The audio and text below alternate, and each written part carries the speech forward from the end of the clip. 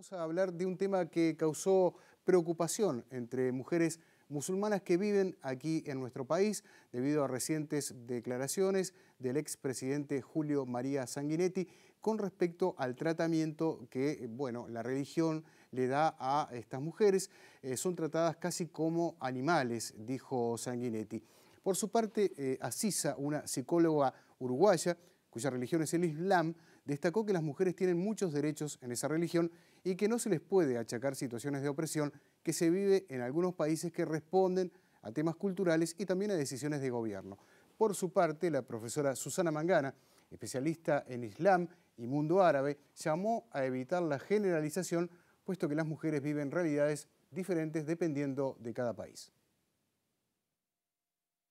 Las religiones todas establecieron una subordinación de la mujer. Felizmente las iglesias cristianas fueron cambiando con los años, pero la iglesia musulmana todavía hace de la mujer casi un animal. En el Centro Islámico Egipcio de Cultura, varias de las mujeres y hombres que profesan el Islam en Uruguay se reúnen cada viernes a rezar por separado.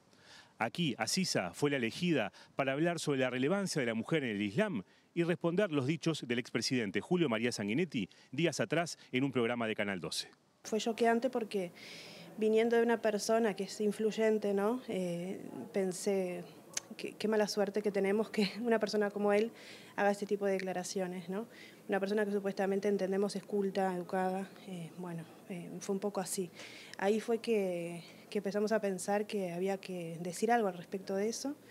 Y simplemente lo que reflexionamos es que hay un gran desconocimiento, ¿no? sobre los derechos de la mujer en el Islam y en general sobre el Islam, ¿no? Entendemos que sí, que hay muchas cuestiones que están mal manejadas a nivel de la prensa y por ahí eso es lo que no nos ha beneficiado mucho, ¿no? Para que se llegaran a este tipo de conclusiones como puede ya hacerlo un expresidente. Imagínense si un expresidente tiene esa idea, otra gente qué idea van a tener, ¿no? Otra cosa que me parece importante es que siempre, a veces, se opina sobre la mujer en el Islam, pero nunca se le pregunta a ella cómo son tus derechos, cómo te sientes en el Islam. Siempre se opina sobre las mujeres, pero no se le pregunta a ellas. Entonces diría, anímense a preguntarles a ellas, háganle las preguntas que quieran, que ellas encantadas les van a contestar. Y justamente, a veces llega información en Uruguay sobre algunos países donde la religión oficial justamente es la islámica, ¿no? Por ejemplo, Arabia Saudita. Y ahí, aparecen derechos cercenados de mujeres, ¿no? ¿Esto tiene que ver con el Islam o depende, digamos, de cada gobierno, de cada cultura, de cada país? Exactamente, por eso doy el consejo de que se informen, porque muchas veces se confunde, se mezcla el concepto de política, de cultura y de religión, se mete todo en la misma bolsa y se entiende que es todo lo mismo. Entonces no es así, porque si hay algunas tradiciones de algunos pueblos, algunas culturas que tienen determinadas acciones que son contrarias al Islam, el Islam no puede responder por ellas. O sea, es como... Pero eso solo lo sabe cuando uno investiga. Si uno no lee, no puede saberlo. Entonces, tampoco culpo a la gente, pero hoy en día en Internet está toda la información. Uno puede acceder a todo esto, ¿no? Susana Mangana, responsable de la Cátedra del Islam y Mundo Árabe del Departamento de Formación Humanística de la Universidad Católica, hizo hincapié en no simplificar y marcó que hay distintas variables en cuanto a la situación de la mujer, según lo conservador que sea el sistema o sociedad vigente. Yo lo que creo es que no hay que simplificar, es decir, hay distintos sustratos culturales que también están haciendo ruido, que también inciden en las diferentes escuelas de jurisprudencia del Islam. Y tenemos dos grandes ramas mayoritarias dentro del Islam, como son la rama suní y la rama chií, pero también hay luego subgrupos dentro, sobre todo del Islam chií, tenemos distintas variantes. La más conocida quizás es la que impera en Irán y también en el vecino Irak. Pero sobre todo lo que hay que entender es que es una religión monoteísta que concede derechos a la mujer, y vaya si se los concedió en el VII siglo de la era cristiana, cuando se inicia la fe del Islam en las arenas del desierto de la Arabia peninsular. Evidentemente brindó gran cantidad de derechos, como el derecho a la vida, como también el derecho a la educación, el derecho al sustento, la obligación que tiene no solo moral, sino realmente ante la ley, ante el código islámico, la Sharia. El hombre musulmán tiene que hacerse cargo de los gastos de su su esposa, de sus hijos, de sus vástagos, de su descendencia. Ahora bien, yo lo que creo es que en Occidente todavía seguimos focalizando el debate o centrándolo en cuestiones que tienden a ser mucho más superficiales de lo que nosotros consideramos. Por ejemplo, el hijab o la pañoleta, el velo islámico. Yo creo que hay otro tipo de privaciones a la libertad o a los derechos de la mujer y la niña musulmana mucho más graves, mucho más serios que habría que atender y no la cuestión de la vestimenta.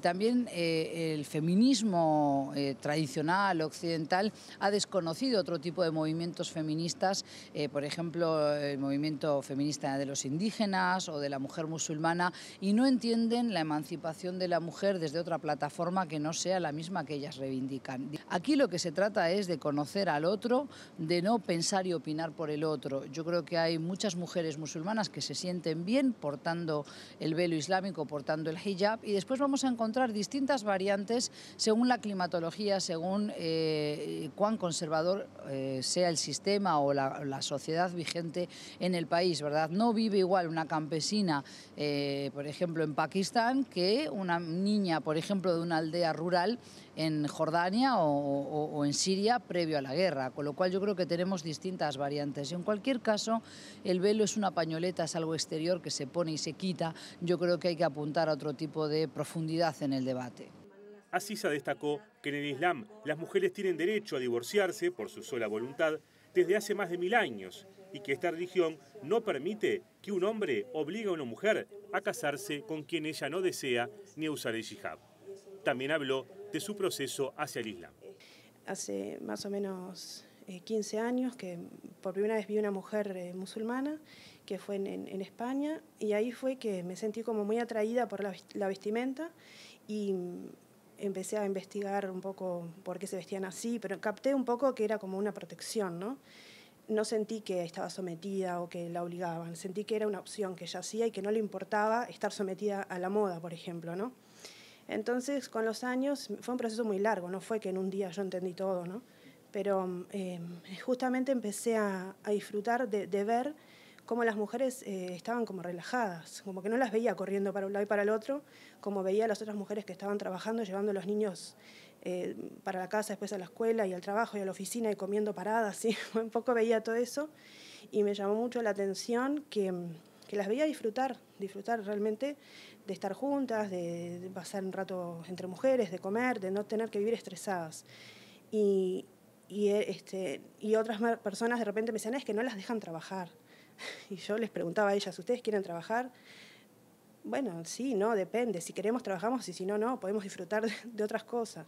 Entonces tuve la oportunidad de, además de ser profesora de mujeres musulmanas y estar muy cerca de ellas y aprender mucho. O sea, las que eran mis alumnas terminaron siendo mis profesoras, mis maestras, y me enseñaron muchas cosas, sí. Y ahí fue que poco a poco, a través de los estudios, empecé a entender, sí.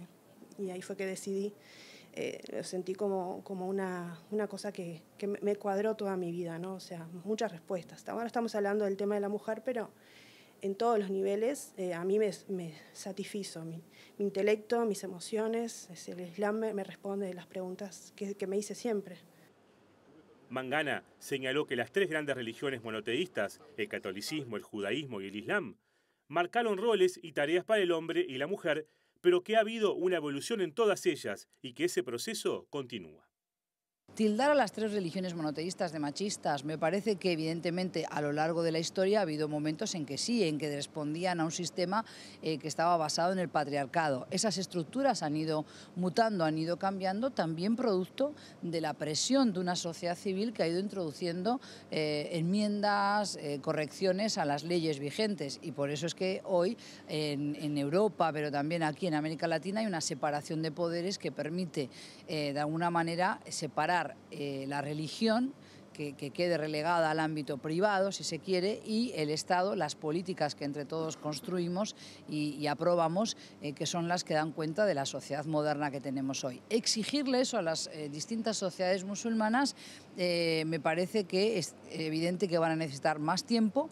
Me parece que se deben ellas mismas también un debate, una reflexión sobre cómo poder vivir su fe de acuerdo a las circunstancias actuales del siglo XXI, pero en cualquier caso se trata de evitar simplificaciones, medidas de doble rasero y sobre todo descalificar al otro sin tener en cuenta su voluntad. ¿Cuántas veces opinamos de las mujeres musulmanas sin saber realmente qué opinan ellas mismas del hecho de tener que llevar el velo o del hecho de que se siga educando a las niñas pequeñas de que su rol principal en la vida va a ser la jefa de hogar o ser la regente del hogar, el cuidar de los hijos, la crianza de los niños? Debemos darles a ellas la oportunidad también de encontrar su propio modelo de emancipación que no necesariamente tiene que imitar conductas y patrones occidentales.